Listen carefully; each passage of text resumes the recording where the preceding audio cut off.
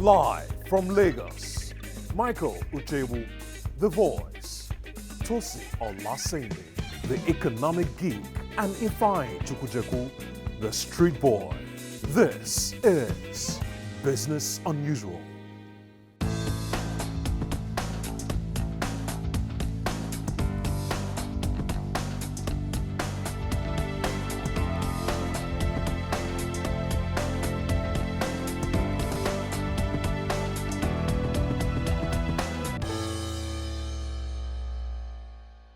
Welcome to Business Unusual, the show that crunches the numbers on trending business issues. And I'm here with my co-anchors, Tosi and Ifeanyi. So let's start like this. I mean, how has your week been for you guys? Interesting week. So my car suddenly had a flat tire on 3rd Mainland, right?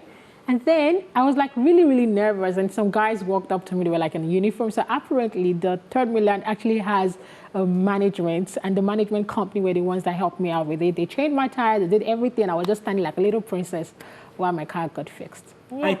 Honestly, I think because you're a babe, because if it's Don't me... be jealous. They'll just looking for a way to obtain me. If it's my girl, they'll probably just like, you see him, just leave him. But because you're a babe, it's understandable. You didn't pay? No, I didn't pay anything now. They actually just helped me out. Wow. Okay, Ifeanyi. My week was, I don't know, was chilled.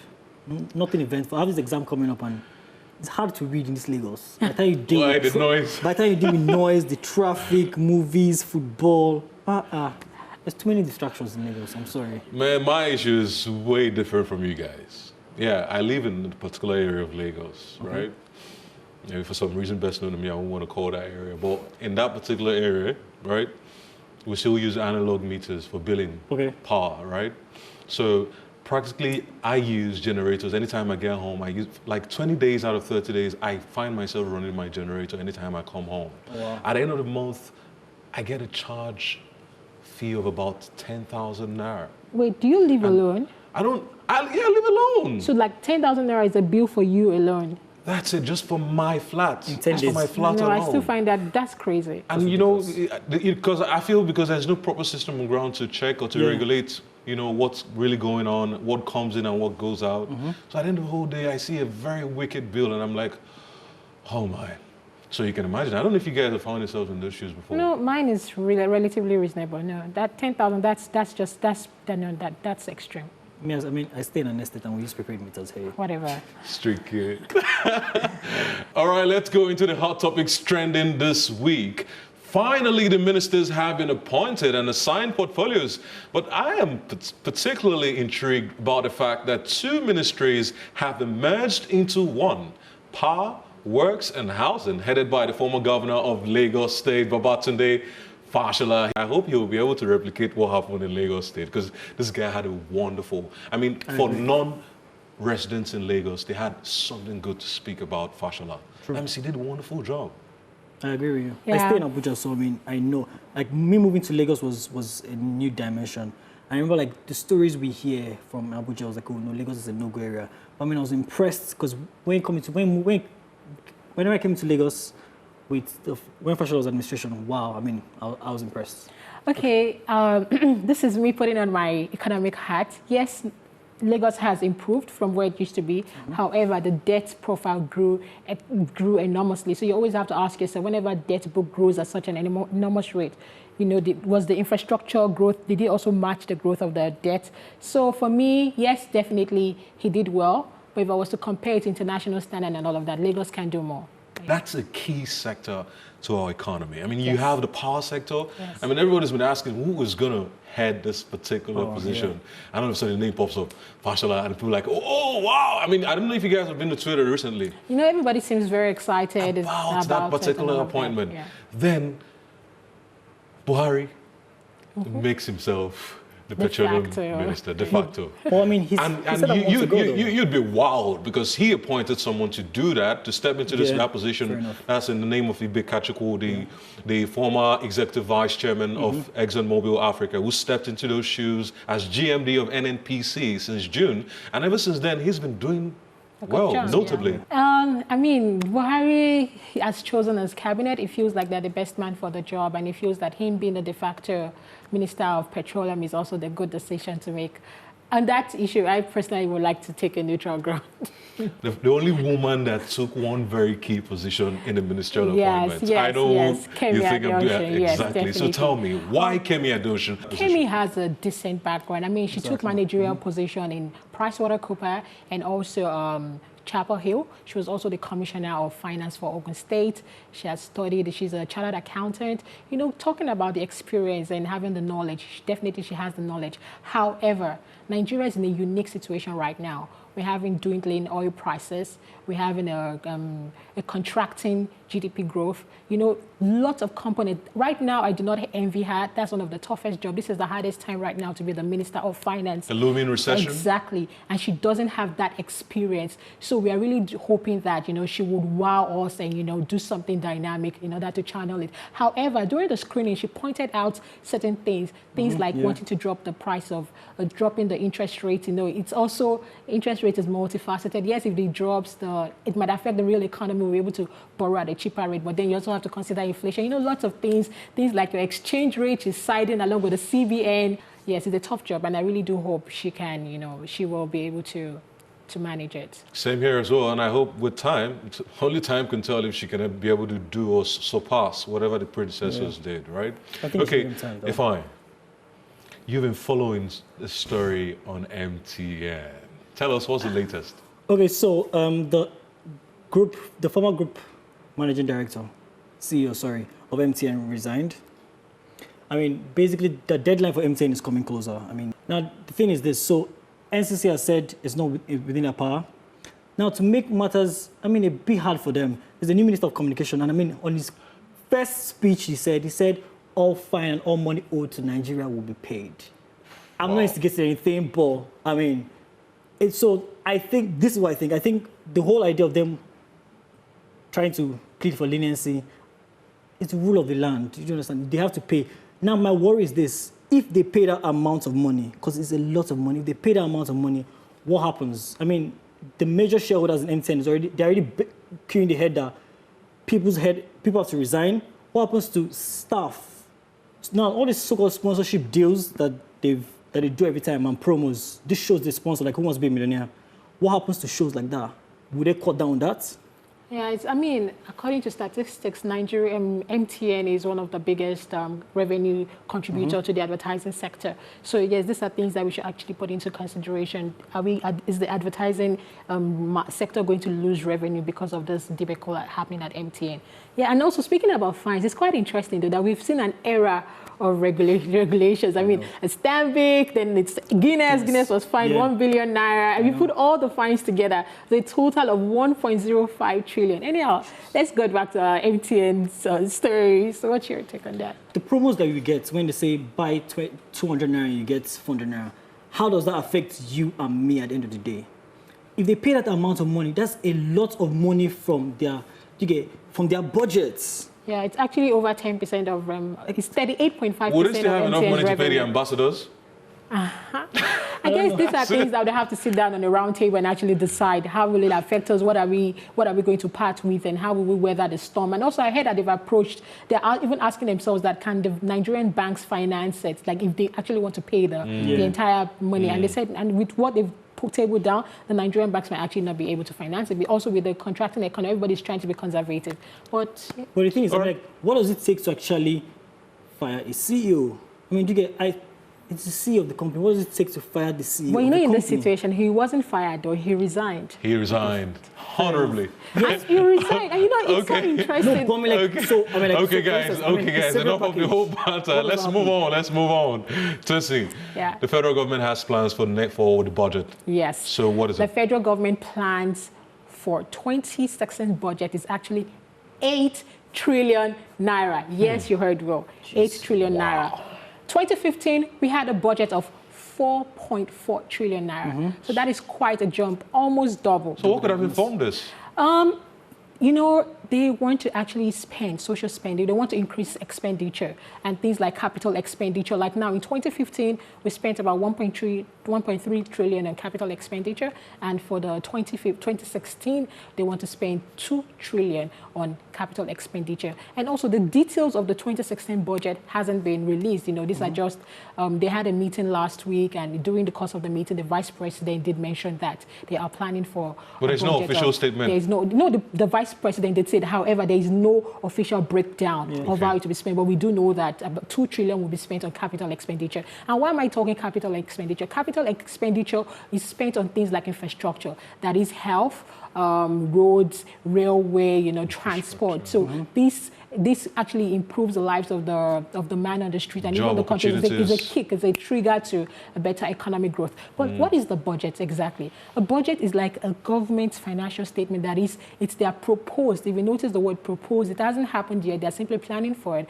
Proposed revenue and proposed expenditure. So our key revenue for Nigeria, for that is the crude oil. So when they were budgeting last year, they budgeted based on $65. That is the price of crude oil. And for production, they were looking at 2.3 million barrels per day. However, that did not happen. The oil prices dropped. And also our production, we've produced less than 2 billion per day. That also dropped. So you can see that the revenue actually really shrunk. Now let's look at expenditure. Recurrent expenditure was 2.6 trillion. And out of that 2.6 trillion, 1.3 trillion was spent on wages. So 40% of Nigeria's expenditure was spent on salaries. They were paying people salary with that amount. Yes. So now we also had about almost 1,000 who went to debt service. What is debt service? Debt service is interest. So you borrow money, whatever you pay on top of it to service that debt, to keep it going, that is your interest. So they spent 20% of expenditure on interest, that is debt servicing. So now my question now is, since we are moving from a budget of 4.4 trillion to a budget of 8 trillion, I'm more concerned as to, number one, how do we finance it? Because now there's a gap, you understand? For the revenue for 2015, they budgeted 3.3. They didn't get that total amount because the oil prices dropped. Okay, so we already have a budget deficit. A budget deficit is when the revenue is less than what they plan to spend for. So now my question is, for the 8 trillion that they plan to spend for 2016, how are we going to bridge that gap? How will we fund it? Are we going to, they're already talking about boosting tax collection, but are they going to go in the route of debt and all of that? So those are kind of questions we should be asking ourselves. Wait, Tosin. Oh, wow. I understand that you've broken all these things. But at the end of the day, how does it affect a common man? A common man, theoretically speaking, whenever the government increases expenditure, it has a way of trickling down. So for instance, let's say they want to start building more roads. They're going to employ more people. If the roads are better, to get the produces from the farms to quicker to the markets. So let's say they do health. If I have better access to health care, then I'm a more productive citizen of the country. So it's not, I think I'm even less concerned about the size of the budget. I'm more interested as to the critical spending. So now they're looking at what? 2 trillion is going into a capital expenditure. And for that, I'm excited. I want to know what exactly that will be spent on. Yeah. Wow, you know, when you've been mentioning all these figures, I've been busy salivating. I don't understand. Bros, I don't understand. How can one key into this whole position? When they give us a list of how they want to spend it, education is getting this percentage, health is getting this, then we can actually now see how we can start positioning ourselves and things like that. But it's a good thinking. We have to start thinking, what is the budget looking like? And now, they are let's say, for instance, they want to start spending something on telecommunication. Should we start working on apps and things like that? Because, you know, we can position ourselves to benefit. Yes, exactly. How can we benefit from it? All right, guys. WIMBIZ is coming up, and that's the Women in Business and Management Conference 2015. It's coming up.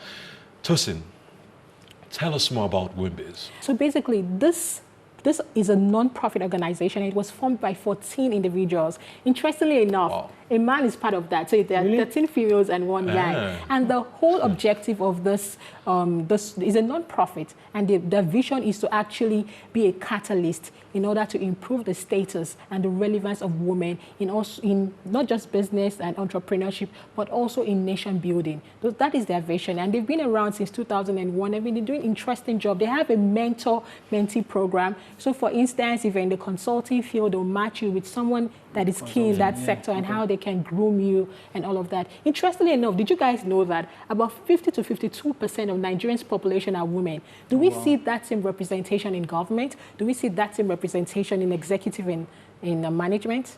Do we? So like now with the cabinet now, they're just 6 women out of 36. That's less than 20%. In Rwanda, over 50% of their women are in parliamentary. So these are kind of purposes that we're pursuing to have a better representation on other platforms as well. What's up with Afrif and the whole movie? Okay, season? so I mean, in the spirit of Afrif, so like last week, there was a premiere of the new 007 movie, Spectre. I don't know if any of you have seen it. Well, I with saw what we're it. getting, I want my 2,000 naira I don't back. think I'll pay my money to go watch that movie. Anyway, I mean, like, so talking about the premiere of the movie, they teamed up, the makers of the movie 007 teamed up with Heineken, and they're doing this cool thing called selfie from space. Oh, really? So, I mean, you literally just stand and actually, like, a satellite actually takes a selfie from space. Wait. So what happens? You go to the venue and then you are just hoping, crossing down. Oh, God, let them take my picture. Exactly. So you just randomly choose? Yes. But, I mean, we have, like, various stars have been picked up. So, I mean, Uti, RMD as well. Oh, you have to be a star. No, I mean, I'm a star, please. Because I want to be part of those people. Yeah, but now the thing is, see the amount of collaboration and partnership put in a premiere of a movie. Wow. My concern is, which Nigerian movie have they put that amount in? In its premiere. Well, they're talking about Nollywood and Nigerian movies. Speaking of Afrif, I was at one of the business seminars where I learned that most of these filmmakers can toe the path of pirates in distributing their movies and make massive profits. Really? Now, don't look at me like that. Hold on. Okay. Hold on. Great. You know how pirates make movies readily available to the end users, right? At far cheaper rates. Now, if piracy is going to be the future, how would that apply to these young entrepreneurs making their money back from movie investments? Have they even thought of exploiting the digital potentials that we have in this country? Now, let's take a look at MTN, for instance. How many subscribers do you have on MTN platform alone? Now, we're talking about how many million people that MTN weren't able to meet the deadline. Yeah. Can you just take those numbers, like about 10 million people, to download a particular movie of yours and stream it live for 100 naira alone? Okay, that's an interesting idea, right? Because now you're bringing the piracy from the informal market to a formalized, digitalized platform. However, how about the cost of downloading it? Data is not cheap in Nigeria. Thank you, Tosin. Data ain't cheap, right? Ask yourself this. How many people ping on a daily basis? How many people tweet on a daily basis? Okay, well, how many people gain access to social media on a daily basis? How many likes do you see on just one page, on one picture uploaded on Instagram? Will 100 naira download a movie? Let's start with that question. No. Will the data of 100 naira download a movie? No. But then again, if that space can, there's going to be a lot of restructuring on that. If we can exploit the digital process it's a very, very good idea. If the Wi-Fi is free, it will work. What it does basically is it makes a young entrepreneur start looking at means more than doing DVD copies. Start thinking about the digital, opportunities and the huge potential digitalization can do just for business in filmmaking. It's a nice concept, and I like the fact that they're looking at it now from a cost point of view. Like, let's beat them at their game. They sell it for 100 naira. We also sell it to you for 100 naira on the internet. It's a nice. And to look at it, I think it's a win-win. So for the filmmakers, the technology giants as well, it's they now control resources. Yeah, I mean, you look at the likes of the IPNX, the likes of the Glow with their broadband, and the 4Gs and the 4G Plus. Now you can download a movie without buffering. Yes. Right? So that's it. Okay, you can always keep in touch with us by visiting our social media handles, and you can log into Facebook, Twitter, Instagram, and also our YouTube channels. All you need to do is type in BTVA Newsroom. And for Twitter, Instagram, and Facebook, at BTVA Newsroom, and we will really, really love your feedbacks. Now, that's all on Business Unusual. Remember, all the hot topics, all the trending business stories, we crunch the numbers right here. Thanks for watching. Are we good?